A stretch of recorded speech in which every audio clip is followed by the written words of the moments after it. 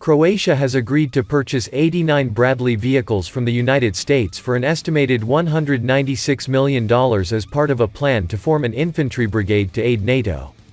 The country is expected to formally endorse the deal at a session on January 27. The plan was announced by Prime Minister Andrej Plenković on Wednesday. Plenković said the price includes an American donation of $51 million. Croatia has been negotiating the purchase of Bradley M2A2 infantry fighting vehicles, IFVs, since 2017. The U.S. State Department approved a possible foreign military sale of approximately $757 million that involves modernizing 76 M2A2 Operation Desert Storm, (ODS), Bradley IFVs. As part of the new deal, Croatia will receive 62 fully equipped and armed versions of the armored vehicles plus another 22 for reserve parts and 5 training vehicles. First of these IFVs will start arriving in Croatia in 2023.